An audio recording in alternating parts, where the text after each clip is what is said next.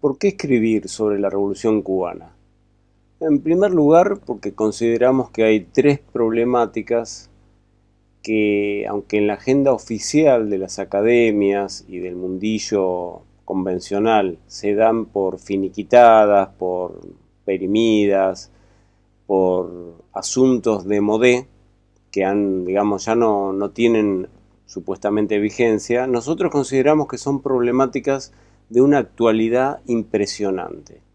Una de esas problemáticas es la del imperialismo, tema al que le dedicamos un libro reciente, Teorías del imperialismo y la dependencia desde el sur global, ¿no? Donde agrupamos la obra y los debates y las intervenciones de 17 autoras y autores de diversos países del mundo. La segunda problemática es la problemática del socialismo, mala palabra, insulto, que durante muchos años estuvo prohibido en la práctica y que el comandante Hugo Chávez la reflotó, la sacó del olvido a inicios del siglo XXI y planteó en la agenda de los movimientos sociales, de los movimientos rebeldes, principalmente de nuestra América, pero a escala mundial, el desafío de pensar cómo debería ser el socialismo en el siglo XXI, ¿no? Y la tercera problemática es la problemática de la hegemonía, es la problemática de la cultura antisistémica, de la cultura anticapitalista, antiimperialista, y creemos que la Revolución Cubana sintetiza esas tres problemáticas anudadas estrechamente, ¿no? La resistencia antiimperialista, el intento de mantener las conquistas de una sociedad que pretende salir de la jaula de hierro del mercado capitalista y transitar hacia una sociedad con una perspectiva diferente, no capitalista, socialista.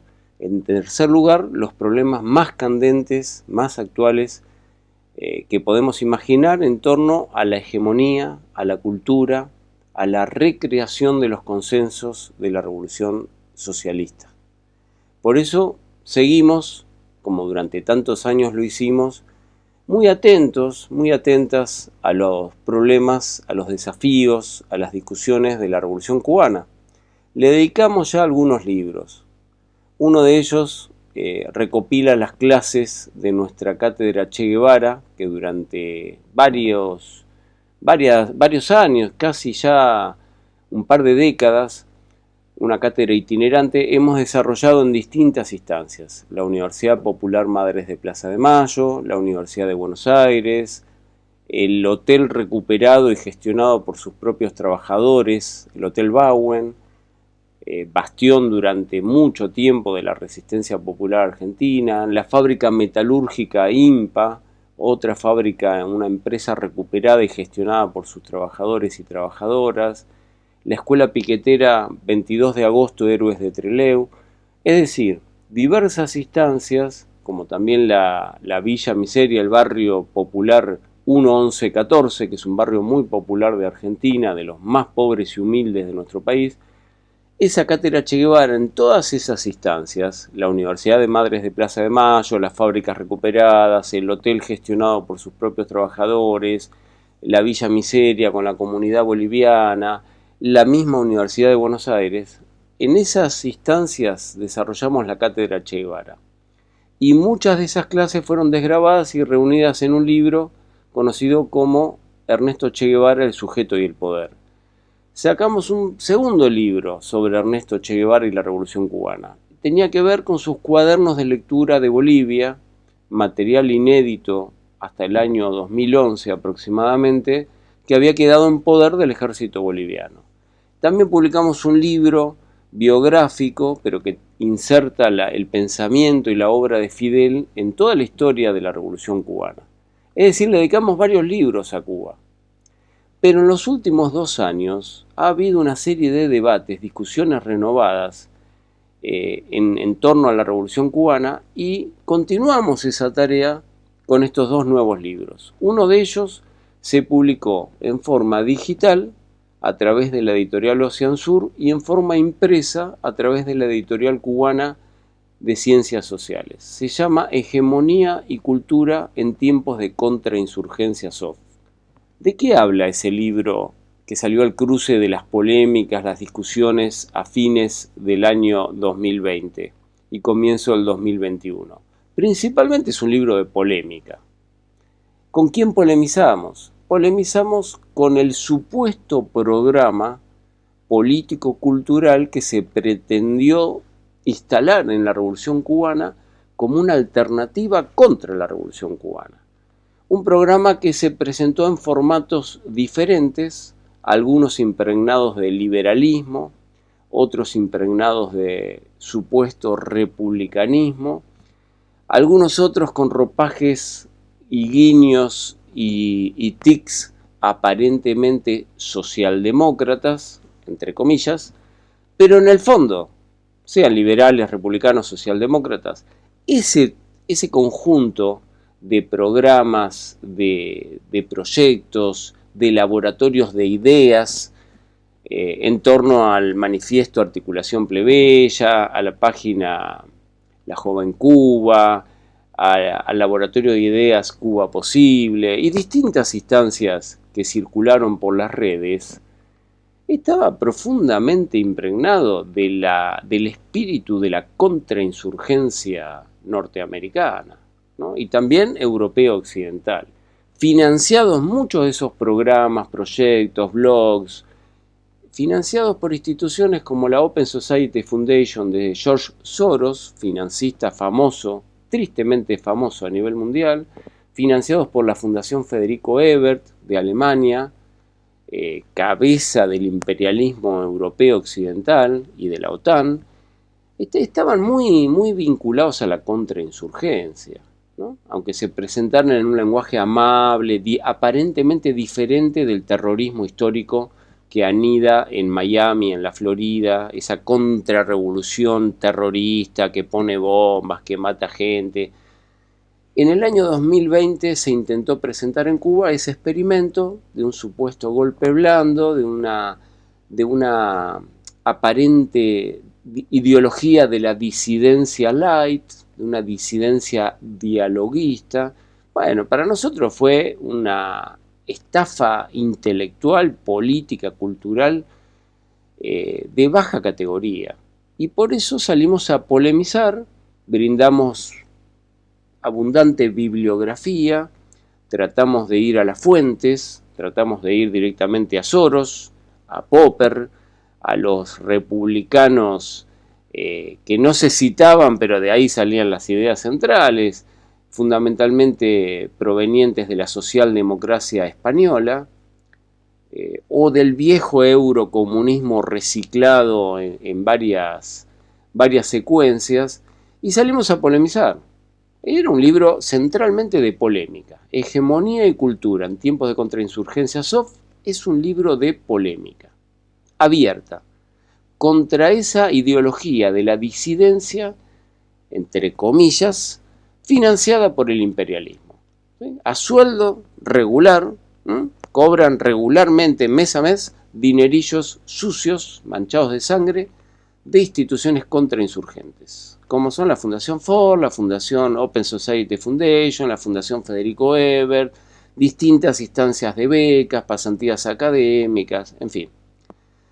En un segundo libro, que es el que presentamos ahora, se llama La Brújula y el Mapa, tratamos de abordar esos mismos debates de la Revolución Cubana, pero desde otro ángulo. No tanto en un sentido de polémica, de confrontación directa, sino presentando, mostrando, sobre todo a un público juvenil, que es al que nos interesa llegar, fundamentalmente a las nuevas generaciones, que la transgresión, las disidencias, las rebeldías, las posturas iconoclastas, todo el abanico de heterodoxias que en general resultan atractivas frente a la mirada cristalizada del dogmatismo, de los manuales que ya están pasados de moda, toda renovación, toda heterodoxia, toda transgresión suele ser atractiva. Bueno, nuestra tesis central en el libro La Brújula y el Mapa es que la verdadera transgresión, la verdadera heterodoxia, las rebeldías más profundas están en el seno mismo de la historia de la Revolución Cubana. Es la propia Revolución Cubana como herejía la que nutrió, la que alimentó, la que amamantó infinidad de discusiones, polémicas, debates. Entonces en ese libro, ¿no?, lo que intentamos hacer, por un lado, es analizar nuevamente la obra y el pensamiento de las principales figuras que han representado la cultura política de la Revolución Cubana, ¿no? Fidel y el Che, principalmente Fidel y el Che. Por eso le dedicamos a cada uno de ellos un capítulo. Pero también abordamos la obra, el aporte, sus diversas y heterogéneas rebeldías de una cantidad de amigos y amigas que hemos tenido la enorme suerte, el enorme privilegio, el honor, porque para mí ha sido un honor, cultivar su amistad, cultivar un vínculo fraterno con ellos y ellas, entre los que se encuentran figuras emblemáticas de la Revolución Cubana, ¿no?, como Armando Jardávalos, como Roberto Fernández Retamar, como Alfredo Guevara, como Pablo Pacheco López, Ulises Estrada, la entrañable e inolvidable Celia Hart, un personaje divertidísimo de la Revolución Cubana y profundamente heterodoxa, y uno de los tantos y tantas que nos han enseñado, que es Fernando Martínez Heredia, ¿no? Entonces, a partir del recorrido de sus diversos aportes, sus intervenciones diferentes entre sí, incluso en ámbitos diferentes, porque Ulises Estrada era un militante, un combatiente que combatió junto al Che Guevara y que trabajó en el ámbito de la inteligencia, mientras que Fernando Martínez Heredia era una persona que se concentró en el ámbito de la filosofía. Roberto Fernández Retamar era un poeta y un crítico cultural y literario. Pablo Pacheco López, un gran editor de libros, entrañable editor de libros, aparte de un hermano muy querido. En fin, cada uno tuvo un aporte diferente. ¿Qué intentamos hacer en la brújula y el mapa? Una cartografía de diversos etapas históricas y diversos debates que ha atravesado la Revolución Cubana. Es un mito del anticomunismo más ramplón, del macartismo más sucio y degradado, plantear la historia de la Revolución Cubana como un bloque macizo, monocorde, aburrido, tedioso, que se repite a sí mismo, siempre con eslogan, con consignas, que carece de pluralidad, siempre de una tonalidad gris, muy poco atractivo, muy poco atractivo. Bueno, esa caricatura macartista, fabricada en la Florida, en Miami y en las instituciones de la contrainsurgencia de Gringolandia, no tiene nada que ver con la historia real, terrenal y mundana de la vida cultural de la Revolución Cubana. En este libro, modestamente, intentamos hacer una cartografía, un mapa de esos diversos y múltiples y heterogéneos y muy nutridos, casi diría abigarrados, debates que ha atravesado la Revolución Cubana en sus diversas fases, diversos periodos históricos y a través de estas personalidades emblemáticas, cuyas intervenciones son muy sintomáticas de cada momento histórico. Eso es lo que intentamos hacer fundamentalmente en la brújula y el mapa.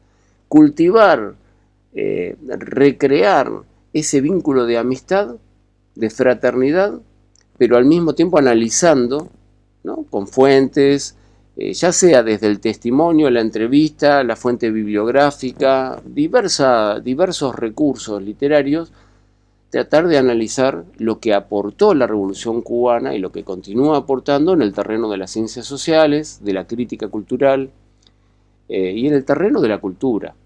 Porque para nosotros, esta es la tesis central, insisto, la verdadera transgresión se ha dado históricamente desde el seno mismo de la Revolución Cubana. Desde Miami y la Florida no hubo ninguna transgresión, lo que hubo fue contrarrevolución, anticomunismo, macartismo de muy baja categoría, y no ha habido grandes aportes intelectuales que uno pueda, digamos, admirar, porque uno en la historia del pensamiento puede leer a pensadores o pensadoras de derecha que realmente han tenido una solidez importantísima. Bueno, no es el caso de Miami. En Miami lo que predomina no ha sido la cultura rebelde precisamente. Lo que ha predominado es el anticomunismo más salvaje. Incluso han pretendido hace muy poco tiempo reemplazar el Día Universal de los Derechos Humanos por el Día Universal de la lucha contra el comunismo. Y lo dicen y orgullosamente lo postulan así una serie de blogs y de periódicos que reciben mucho dinero, poca cultura. Yo creo que esa es la síntesis de Miami y la Florida. Mucho dinero, poca cultura. A mí personalmente no me genera mayor interés. Creo que la verdadera transgresión está en el seno mismo de la Revolución Cubana. Y este libro está dedicado a reconstruir esos debates, que me da la impresión que no son siempre conocidos. No solo por las nuevas generaciones, incluso por compañeros y compañeras de edad más avanzada, que en los últimos años yo he tenido vínculos, diálogos, etcétera, y muchas veces no sé si se han olvidado o han dejado en el baúl de los recuerdos esas polémicas, esos debates que creo que pueden ser muy inspiradores para los desafíos futuros de la Revolución Cubana, para recrear y renovar el socialismo, reconstruyendo nuevos lazos, nuevos consensos, sobre todo nutriéndose de toda la riqueza propia que ha aportado la Revolución Cubana. Me da la impresión que el mundo contemporáneo, como ha planteado el crítico cultural estadounidense Fredric Jameson, a quien le hemos enviado muchos de nuestros libros, y que ha sido un gran admirador de la Revolución Cubana, fue muy difundido en Cuba gracias a Esther Pérez, a sus traducciones, mucho antes que en otros países, y Fredric Jameson ha reconocido que gran parte de su obra, de su crítica cultural reconocida a nivel mundial, le tiene una gran deuda, le debe al tercer mundo y en particular a las insurgencias de nuestra América. Y con más detalle, a la Revolución Cubana. No quiero exagerar, no quiero decir que Fredric Jameson es un hijo de la Revolución Cubana, porque sería una exageración. Pero él mismo reconoce, en alguno de sus ensayos, que sin la Revolución Cubana y todo el impulso rebelde que nació de la Revolución Cubana, él no podría haber escrito su obra. Entonces este compañero de Estados Unidos, este crítico cultural tan agudo, Fredric Jameson, ha planteado que en nuestra época vivimos en el predominio de la imagen y de las pantallas, que es un predominio plano, ¿no? La imagen siempre es plana, la pantalla es plana, y eso predomina sobre el tiempo profundo de la historia. Por eso, los debates culturales muchas veces se han dado en estos últimos 2 años, desde la FER San Isidro y todas las movidas que lo acompañaron, y Articulación Plebeya y el Laboratorio Cuba Posible, etcétera, principalmente a través de las redes, que están en manos del imperialismo. Las redes no son propiedad del pueblo, ni Facebook, ni Instagram, ni TikTok, ni Twitter son propiedad de una fábrica recuperada, o de movimiento campesino, o de movimiento indígena, para nada, de movimiento de mujeres rebeldes, feministas. No, son propiedad de grandes multimillonarios, muchos de ellos norteamericanos.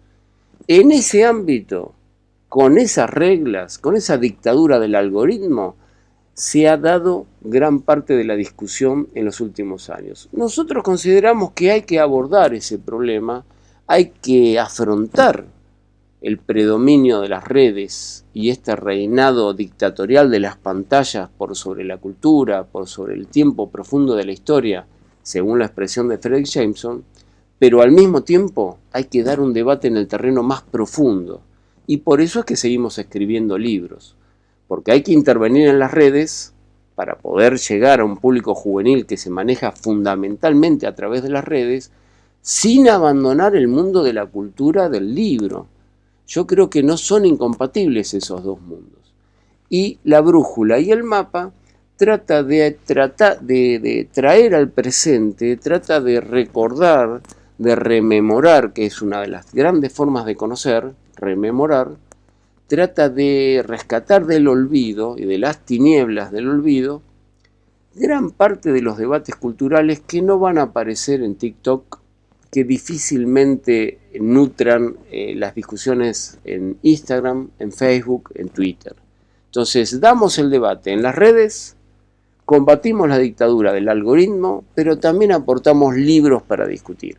Ese es nuestro modesto aporte, nuestro modesto granito de arena al proyecto que no es solo cubano, sino que es latinoamericano y de todo el sur global, de todo lo que antes se denominaba el tercer mundo, para recrear, para renovar el proyecto socialista de la Revolución Cubana. Ojalá les interese el libro, ojalá les guste, y ojalá a partir de este libro puedan ir hacia, por ejemplo, la obra de Fernando Martínez Heredia, para mencionar uno de los tantos amigos que están presentes en este libro, de nuestros hermanos más queridos, ¿no? Con quien hemos tenido el honor de escribir libros en común y los hemos entrevistado y hemos estudiado su obra. Este libro es una invitación a profundizar en esos personajes, ¿no? Entonces, este libro es una invitación a leer a Celia, a releer a Fernando Martínez Heredia, a rescatar pensamiento crítico, esa gran herejía cubana, que no podemos permitir que se la apropie la gusanería de Miami, que no tiene nada que ver con el antiimperialismo radical de Fernando Martínez Heredia y de la Escuela de Filosofía y el Departamento de Filosofía y la revista Pensamiento Crítico. Es una invitación a rescatar el cine militante de Alfredo Guevara, lo que significó la obra de Roberto Fernández Retamar en la crítica cultural de nuestra América.